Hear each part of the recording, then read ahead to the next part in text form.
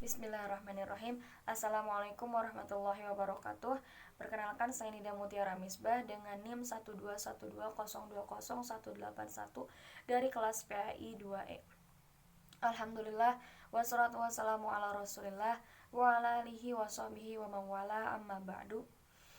Puji syukur kehadirat Allah subhanahu wa ta'ala atas karunia serta kasih sayangnya saya dapat membuat video review materi mata kuliah pembelajaran Al-Quran seperti biasanya dengan sebaik mungkin.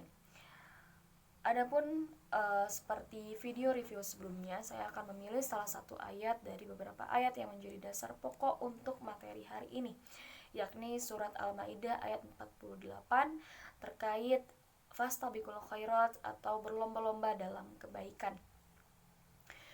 A'udzu billahi minasyaitonir rajim. Bismillahirrahmanirrahim.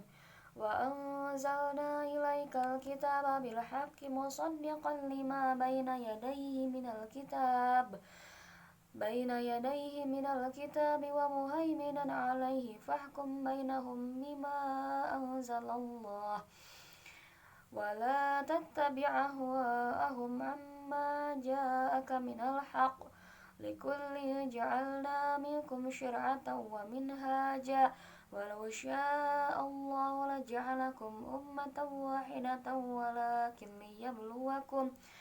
walakin liyabluwakum fima atakum fastabiqul khairat ilallahi marji'ukum jami'an fayunabbi'ukum bima kuntum fihi takhtalifun.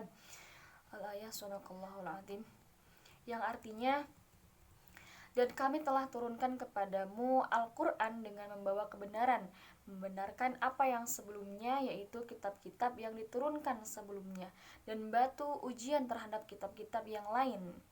Maka putuskanlah perkara mereka menurut apa yang Allah turunkan, dan janganlah kamu mengikuti hawa nafsu mereka dengan meninggalkan kebenaran yang telah datang kepadamu untuk tiap-tiap umat di antara kamu.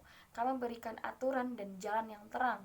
Sekiranya Allah menghendaki, niscaya kamu dijadikannya satu umat saja, tetapi Allah hendak menguji kamu terhadap pemberiannya kepadamu. Maka berlomba-lombalah berbuat kebajikan, hanya kepada Allah lah tempat kamu kembali, lalu diberitahukannya kepadamu apa yang telah kamu perselisihkan itu.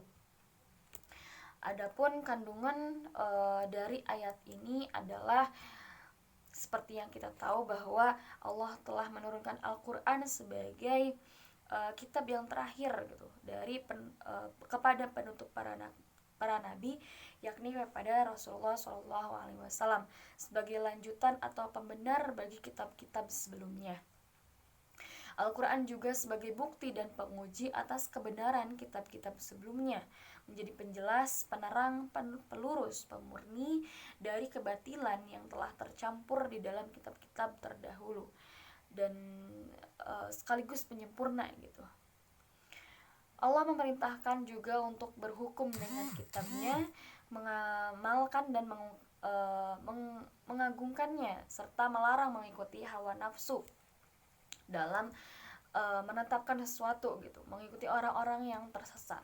Allah telah membuat syariat bagi setiap umat dan dijadikan sebagai dasar hukum dan jalan yang terang untuk ditempuh agar dapat meraih kebaikan dan memenuhi serta segala kebutuhannya. Seandainya Allah menghendaki, niscaya Allah hanya akan membuat satu jalan saja atau satu syariat saja bagi seluruh umat manusia. Namun setiap manusia memiliki pandangan atau pemikiran yang berbeda, maka sudah sunatillah atau sepantasnya gitu atas ketetapannya bila terjadi perbedaan. Adapun hikmah dari terjadinya perbedaan syariat ini adalah untuk menguji manusia antara yang beriman dan yang ingkar, serta yang baik dan yang buruk. Maka hendaklah orang-orang yang beriman menyibukkan diri dengan berlomba-lomba dalam kebaikan.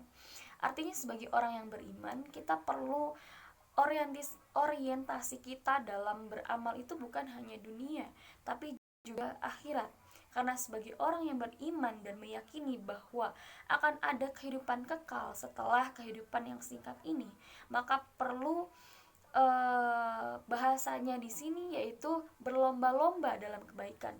Karena seperti yang kita tahu, inilah salah satu dari keistimewaan gitu umat Nabi Muhammad SAW, yang mana dalam umur yang singkat ini, dalam masa yang singkat ini, kita bisa menyamai gitu, bisa bahkan bisa melampaui amalan-amalan orang-orang terdahulu yang umurnya ratusan bahkan ribuan tahun, sesuai dari kebaikan yang kita lakukan.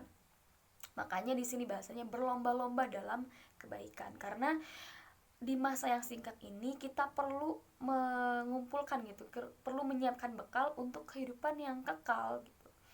Makanya tidak cukup hanya satu atau dua kebaikan saja, tapi berlomba-lomba dalam kebaikan. Artinya kita perlu banyak gitu, bekal banyak untuk kehidupan kekal nanti.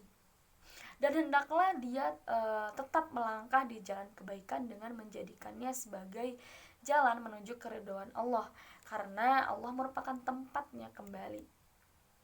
Allah juga telah menyampaikan hujah-hujah dan penjelasan kepada hambanya ketika di dunia, dan di akhirat kelak dia akan memberi keputusan kepada mereka dan membedakan antara hambanya yang beriman dan yang ingkar, dan dia akan membalas ke mereka semua. Makanya kebaikan atau kejahatan sebiji zarroh pun pasti ada balasannya.